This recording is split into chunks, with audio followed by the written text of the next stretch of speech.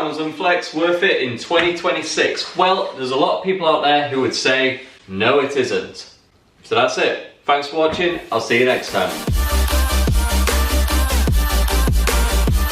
Okay, but if we're being serious, let's dissect this, let's actually see why some people are actually saying Amazon Flex is just no longer worth it. Well, I think the first thing to talk about is just how unreliable it is, and it is so unreliable. One week you can get as many blocks as you want, and the next you could be sat there refreshing for hours and walk away empty-handed.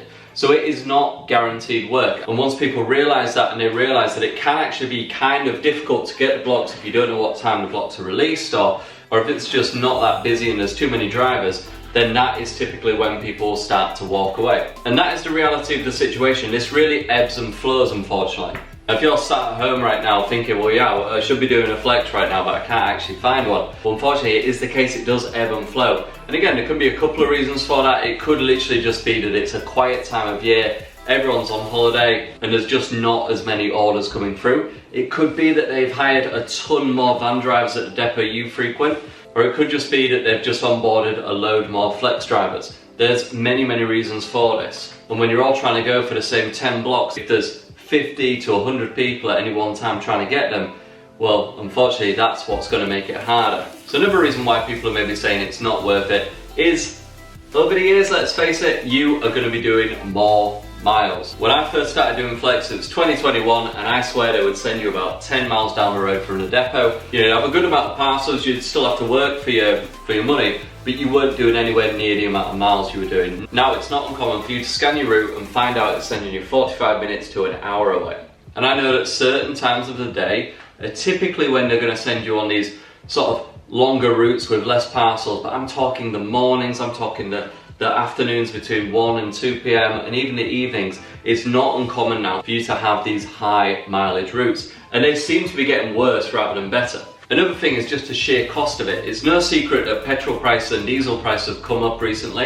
It is also no secret that MOT prices, car repair prices, insurance prices, they've all come up as well. And unfortunately, because you now have to get your own insurance, which back in the day, that actually wasn't a thing, again, it's gonna add to your cost. So if you're with Insure and you're paying 50p to £1 per hour, again, that's gonna increase the cost, which is gonna take money out of your pocket when you're doing a flex. Now, personally, I don't think it's as bad as it was a couple of years ago. I remember in 2023, when I made a previous video, there was a whole to-do about bots. And quite frankly, that has improved drastically, or at least it seems like it has. Amazon seem to be putting things in place where you may have to solve a captcha, you may even have to explain yourself why it seems like you're maybe using a block, even if you aren't. Now, thankfully, I've never used a bot, so thankfully I've never had to deal with any of these captchas or anything like that.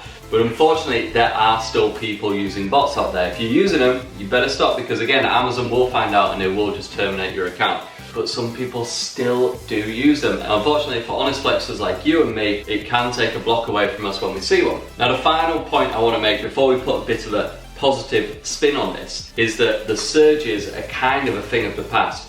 Now you're going to get base rate or nothing at all, typically. Now, it does happen from time to time where for some reason you'll see a block come on and it's paying 20 or 30 pounds above, and there's kind of no rhyme or reason. There's still a couple hours to go before that block even starts. Again, I'll be honest, I don't understand it, but sometimes it does happen, but it is very sparingly. And most of the time it doesn't happen at all. Again, it used to be the case that you were able to kind of hold out on a block and you'd be able to see it in real time.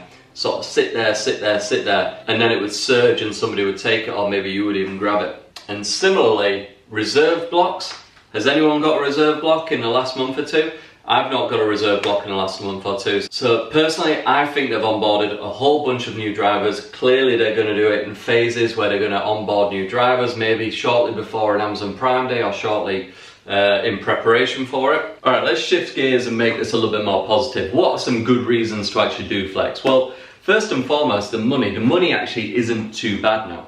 Now you can go back to a few of my previous videos, I'll put it there, whichever. I always get it wrong, so I'm not going to try and do it this time. But you can actually go back to my previous videos. You can see, I was getting paid like 40, 45 pounds for like a 3-hour block. Now it's going to be more like 60 to 70, something like that. And the 4-hour blocks are now reaching heights of like 78 pounds. And when they do surge, they're typically going up to the hundreds. So if you can do a couple of shifts in a day, you're going to make at least 130, 140, which when I used to do the DSP driving, the van driving, that was more than you used to get in a day for delivering 280 parcels. And now doing flex, you can get paid more for doing much less volume of parcels. And quite frankly, it doesn't take long. Number two, once you actually get into it as well, it's quite easy. Like, let's be honest, all you have to do is just make sure that you're delivering the parcels to a safe place or knocking on a customer's door. That's pretty easy, quite frankly. Now you can try and go as quick as you can and maybe shave off 20-30 minutes of your shift and just dump it on the doorstep every time.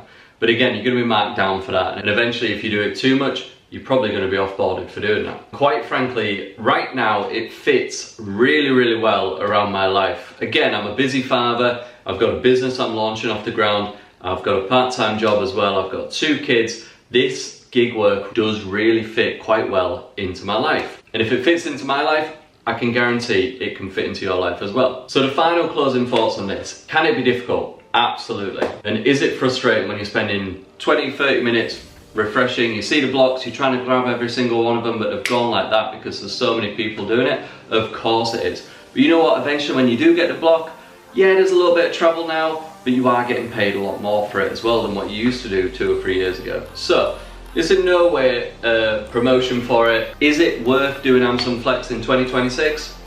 I think it depends. It's a strong maybe. And I've given you some fors, I've given you some against. Listen through those again, and if there's any of those negative points that you just absolutely do not want to do, then there you go, there's your answer. You don't need to be doing it. But you know what, if you're thinking, yeah, I could do with, like, you know, a night where I get paid 78 quid for 3-4 hours work, absolutely, why not? That's it. Thank you so much for watching. I will see you in the next one. Don't forget to like, comment, subscribe, and I'll see you later.